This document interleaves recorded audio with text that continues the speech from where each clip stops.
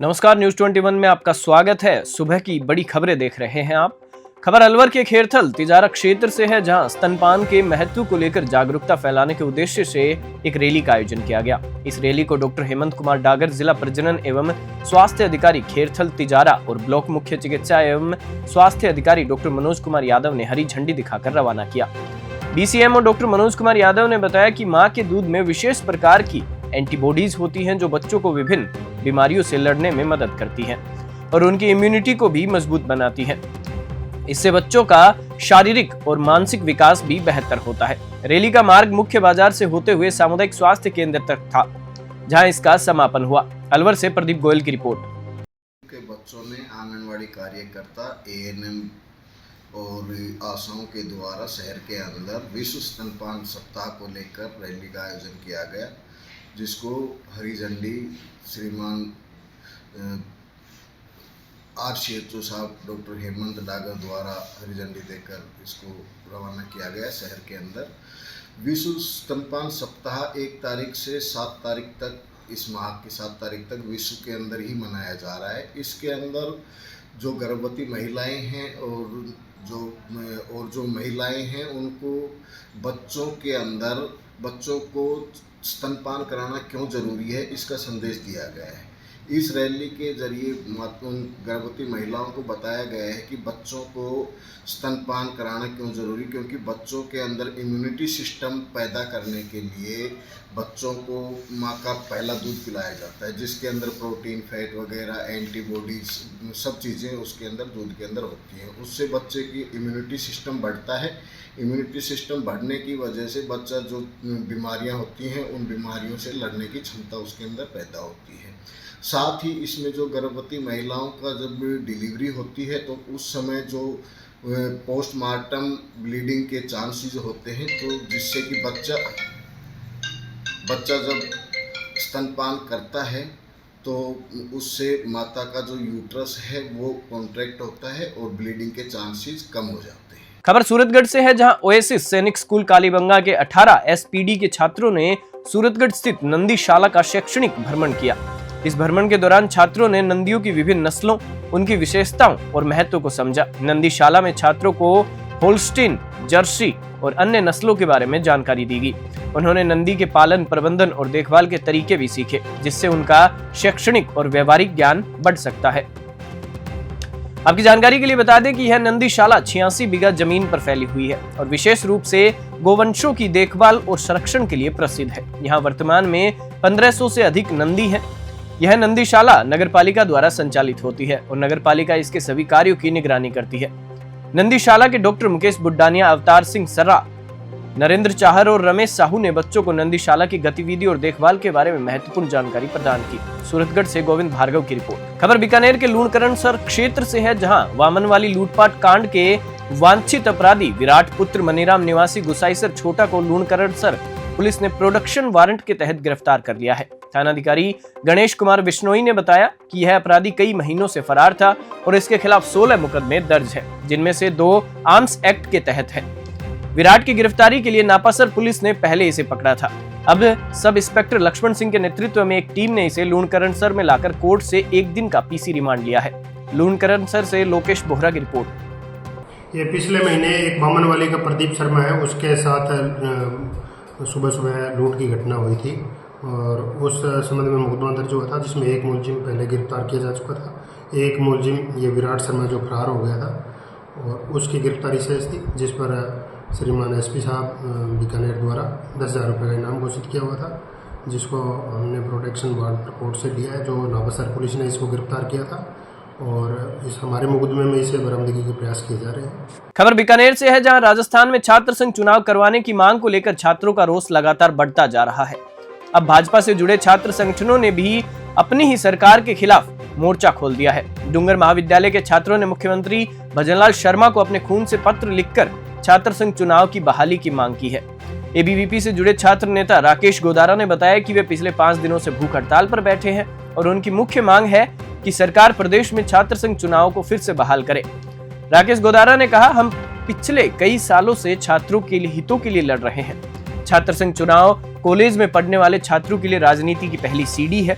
हमारी सरकार से मांग है कि छात्र संघ चुनाव को फिर से बहाल किया जाए।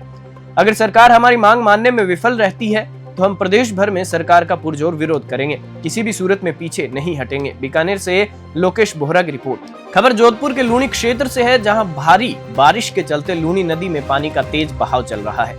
कल एक व्यक्ति पुलिया पार करते समय नदी के तेज बहाव में बह गया। सूचना मिलने के बाद लूनी पुलिस मौके पर पहुंची। सूचना मिलते ही फौरन गोताखोरों की टीम भी घटनास्थल पर पहुंच गई। तेज बारिश के कारण लगातार लूनी नदी के बीच पड़ने वाले मार्ग जैसे कांकाणी खाराबेरा मार्ग पर रपट के ऊपर से पानी बह रहा है। रपट के टूट जाने के कारण उसको पार करते समय व्यक्ति भागचंद उसमें बह गया। लूनी पुलिस लगातार गोताखोरों की टीम तथा ड्रोन की मदद से डूबे हुए व्यक्ति को ढूंढने का प्रयास कर रही है। बोरानाडा एसीपी नरेंद्र सिंह देवड़ा भी मौके पर पहुंचे हैं। जोधपुर से मनोज सिंह की रिपोर्ट। हाँ सर, ये लूनी नदी में अभी पानी का बहाव था। इसके बीच में अभी इतला मिली थी कि लूनी से जो काकानी से खाराबेरा रोड जाता है, इसमें जो रपट है, रपट एक साइड से टूट गई थी, जिसको पार करने की कोशिश की थी, जिसमें एक व्यक्ति के जो थोड़ा मजबूत भी बता रहे हैं बहने की सूचना है, अभी सर्च करवा रहे हैं। इसके साथ ही बाकी सब जनता से भी अपील है आपके माध्यम से कि अभी पानी को हल्के में नहीं ला, किनारे पे जो बैठे हैं लो लाइन एरिया में वो बाहर चले जाएं। रपट है उसको पार करने की मोटरसाइकिल से या पैदल कोशिश नहीं करें, और साथ साथ में रपट के बीच में भी खड़ी नहीं। पानी का बहाव अचानक से तेज होने से उनको निकलने का मौका नहीं मिलेगा, इसलिए इसका भी ध्यान रखें। लूनी क्षेत्र में सब जगह अभी रपट पे जाब्ता लगा के सब लोगों को रोक रहे हैं और जनता से सहयोग किया। खबर प्रतापगढ़ से है, जहां राज्य स्तरीय कुश्ती प्रतियोगिता में प्रतापगढ़ जिले का प्रतिनिधित्व करने के लिए खेलगांव में जिला कुश्ती संघ की ओर से जिला स्तरीय कुश्ती प्रतियोगिता का आयोजन किया गया। अलग अलग भार वर्ग में आयोजित ओलंपिक स्टाइल की इन कुश्तियों में 90 से ज्यादा पहलवानों ने भाग लिया। इस प्रतियोगिता में चयनित पहलवानों को राज्य स्तरीय प्रतियोगिता में भाग लेने का अवसर मिलेगा। जिला कुश्ती संघ के सचिव जगदीश राठौड़ ने बताया कि अंडर 23 राज्य स्तरीय कुश्ती प्रतियोगिता में प्रतापगढ़ जिले का प्रतिनिधित्व करने के लिए यह प्रतियोगिता आयोजित करवाई गई है। राठौड़ ने बताया कि चयनित पहलवानों को राज्य स्तर पर कुश्ती के दांवपेच दिखाने का मौका मिलेगा। प्रतापगढ़ से तेजकरण राठौड़ की रिपोर्ट। आज प्रतापगढ़ जिले के अंदर, प्रतापगढ़ के अंदर राज्य स्तरीय और जिला स्तरीय की ट्रायल के लिए कुश्ती प्रतियोगिता हुई। उस प्रतियोगिता में प्रतापगढ़ जिले के 30 से 40 पहलवानों ने भाग लिया। उसमें ओलंपिक स्टाइल, ग्रीको रोमन की कुश्तियाँ हुई। उसमें प्रतापगढ़ में जो निम्न पहलवान जीते हैं वो आगे राज्य स्तरीय कुश्ती प्रतियोगिता में भाग लेने जाएंगे।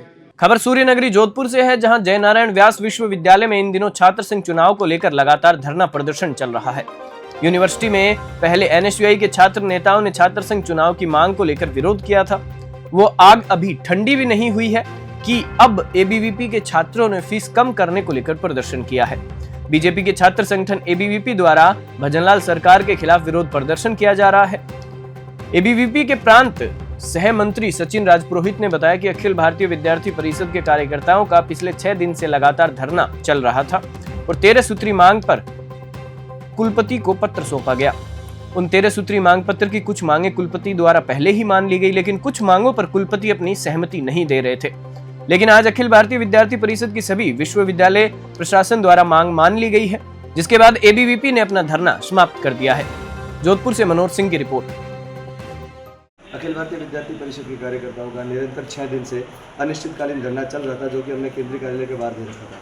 हमारी 13 सूत्री मांगों पर कई सारी मांगे थी, जिनमें विश्वविद्यालय प्रशासन ने पहले दूसरे दिन ही हमारी मांगे मान ली थी, लेकिन उसमें से कुछ मांगे ऐसी थी जिसमें विश्वविद्यालय प्रशासन सहमति नहीं जनाया था। आज विद्यार्थी परिषद के समस्त कार्यकर्ता 6वें दिन कुलपति कार्यालय के अंदर आए और कुलपति का घेराव करके बैठ गए और कुलपति को भी हमारे साथ धरने पर बिठा दिया। हमने हमारा धरना स्थल बाहर से चेंज करके अंदर लेकर गया, कुलपति पर दबाव बनाया, कुलपति से हमने वार्ता करी। इसके पश्चात विश्वविद्यालय ने अपना दबाव से प्रॉक्टर सर के माध्यम से बात करके सिंडिकेट मेंबर से बात करी और सिंडिकेट मेंबर ने अपना इस्तीफा, जो कि एक भ्रष्ट प्रोफेसर था इस यूनिवर्सिटी का, उसने अपना इस्तीफा दे दिया है। विद्यार्थी परिषद की समस्त मांगों पर सहमति बन चुकी है और विद्यार्थी परिषद के प्रत्येक कार्यकर्ता की और एक जयनारायण व्यास विश्वविद्यालय के प्रत्येक विद्यार्थी की जीत है। विद्यार्थी परिषद 6 दिनों से संघर्षरत था। विद्यार्थियों की मांगों को मनवाने के लिए हमारी सारी मांगें मान ली गई है। विद्यार्थियों की समस्त विद्यार्थियों की जीत के साथ अखिल भारतीय विद्यार्थी परिषद आगे भी अगर ऐसी कोई मांगे जो विद्यार्थियों के हित में रहेगी तो उनको मनवाने के लिए अपनी एड़ी चोटी का जोर लगाएगा। खबर प्रतापगढ़ से है, जहां आंगनबाड़ी कर्मचारियों ने मिनी सचिवालय के बाहर जमकर विरोध प्रदर्शन किया है। नारेबाजी के बाद आंगनबाड़ी कर्मचारियों ने प्रतापगढ़ जिला कलेक्टर डॉक्टर अंजलि राजौरिया को मुख्यमंत्री भजनलाल शर्मा के नाम ज्ञापन सौंपा।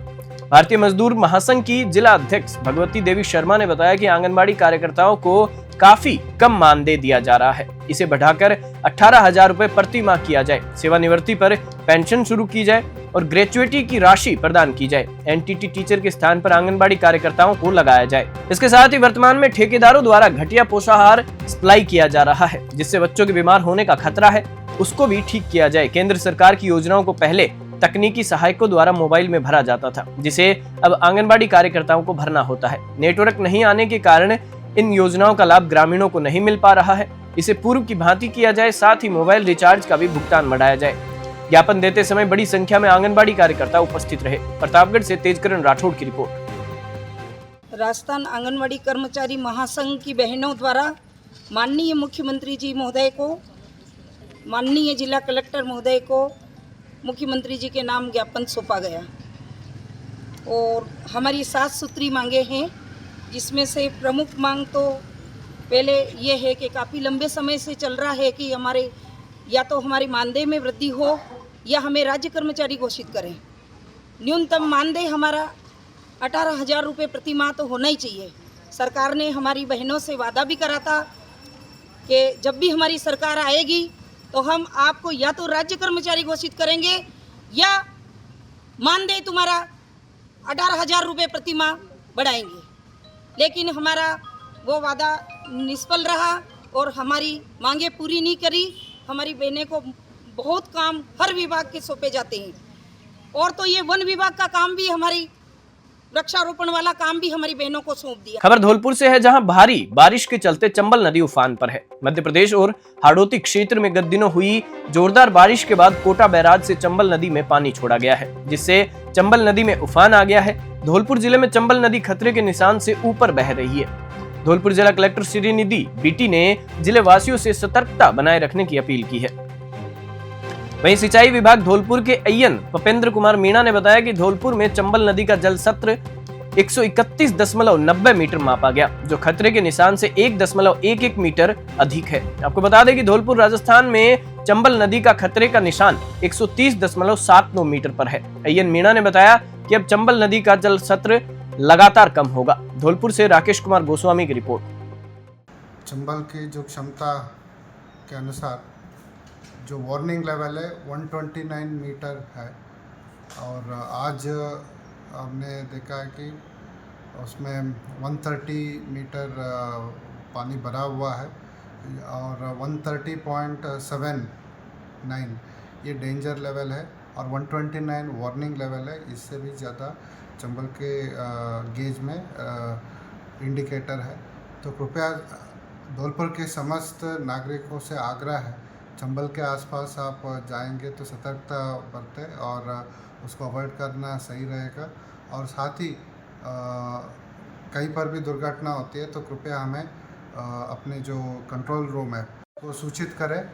और मैं धौलपुर के नागरिकों को सूचित करना चाहता हूं कि हम पूर्ण तैयारी के साथ SDRF टीम यहाँ पे उपस्थित है और district QRT team civil defence के माध्यम से भी यहाँ पे हमारे पास टीम उपस्थित है। और कहीं पर भी समस्या आती है तो कृपया हमें अवगत कराएं और तुरंत हम उस पर कार्रवाई करेंगे। और जो 2022 के तुलना में 2022 में जो बाढ़ की परिस्थिति उत्पन्न हुआ था उसमें अब चंबल के जो रीडिंग था वो 146 मीटर था और 750 mm बारिश उस समय रिकॉर्ड हुआ था। तो इस समय अभी इतना नहीं है। कोटा बैरेज से 12,000 क्यूसेक पानी हमारे पास आने की वजह से चंबल के जो गेज रीडिंग बढ़ा है, तो कृपया सावधानी बरतें और कोई भी इश्यू हो जाता है तो कृपया आप प्रशासन को तुरंत अवगत कराएं। खबर टोंक जिले के उनियारा उपखंड से है, जहां उपखंड अधिकारी त्रिलोक चंद मीणा ने लोगों से अपील की है कि वे तेज बहाव क्षेत्र के आसपास न जाएं। SDM ने क्षेत्रवासियों से अपील की है कि पानी के बहाव क्षेत्र तथा डूब क्षेत्र से दूरी बनाए रखें। उपखंड अधिकारी ने बताया कि किसी भी तरह की अनहोनी होने की आशंका होने पर फौरन प्रशासन को सूचित करें। वही सूचना मिलने पर संबंधित कर्मचारी भी प्रशासनिक उच्चाधिकारियों के निर्देशों का पालन करें ताकि किसी भी प्रकार की कोई जनहानि न हो। टोंक से राजेश सेन की रिपोर्ट। कल 5 अगस्त को भारी बारिश थी क्षेत्र में। इसका जो कैचमेंट एरिया है नगरकोट तहसील का, उसमें 321 mm बारिश थी तो उससे एकदम से काफ़ी सारा पानी आ गया और गलवा का जो गेज है वो कंप्लीट होकर के ओवरफ्लो हो रहा है। तो इसमें हम लोगों ने जो संबंधित प्रभावित क्षेत्र हैं, जैसे कोलिया ग्राम पंचायत है, उनियारा शहर का भाग है, या कुंडेर का कुछ भाग हमारे पास में है, या और बालीथल ग्राम पंचायत है, तो इसमें हमने पब्लिक एड्रेस सिस्टम से सभी को अनाउंसमेंट करवा दिया, सभी से रिक्वेस्ट कर दी, पर्सनल फ़ोन कर दिए। हमारे पटवारी गिरदावर, हमारे ग्राम विकास अधिकारी या जितने भी सरपंच साहिबान हैं हमारे, सभी को हमने सूचित करने के लिए बोल दिया था। उसके अलावा कल ओवरफ्लो होने से काफ़ी सारा पानी इधर उधर था, तो काफ़ी सारे लोगों को हमने कई जगह से रेस्क्यू किया, अलग अलग जगह से। खेलिया में हमने 21 व्यक्तियों को एसडीआरएफ की मदद से बचाया, डिकोलिया में 1 व्यक्ति को एसडीआरएफ की मदद से बचाया, देवरी में स्थानीय व्यक्तियों द्वारा 1 व्यक्ति को बचाया गया, बनेठा में राजस्थान पुलिस के द्वारा एक व्यक्ति को बचाया गया, मोरजादा की झोपड़ियों में 1 व्यक्ति को बचाया गया। ये सारी घटनाओं का अध्ययन अगर करते हैं तो यही इसमें बात निकल के आती है कि या तो कल सुबह या परसों शाम को प्रशासन की ओर से हमारे पटवारी गिरदावर, हमारे नायब तहसीलदारों की तरफ से सभी को कह दिया गया था कि कृपया सुरक्षित स्थान पर चले जाएं। पानी बढ़ने की आशंका है, पानी बढ़ेगा तो आप लोगों को रेस्क्यू करना पड़ेगा, आपकी जान माल को, आपकी पशु हानि होने का खतरा है। लेकिन इनमें से एक भी व्यक्ति नहीं माना, केवल ये बनेठा वाला छोड़ दें, तो बाकी सब लोग अपनी जिद के कारण पानी के बीच में बैठे रहे। तो और अल्टीमेटली वही हुआ जिसकी आशंका थी। पानी बढ़ने के बाद सभी लोगों को निकाला गया, हालांकि ये अच्छी बात रही, हमने सभी को सुरक्षित निकाल लिया। तो मैं आपके इस चैनल के माध्यम से ये सभी से आग्रह करना चाहूँगा, उपखंड क्षेत्र उनियारा के समस्त नागरिकों से अपील करना चाहूँगा, कृपया प्रशासन का सहयोग करें।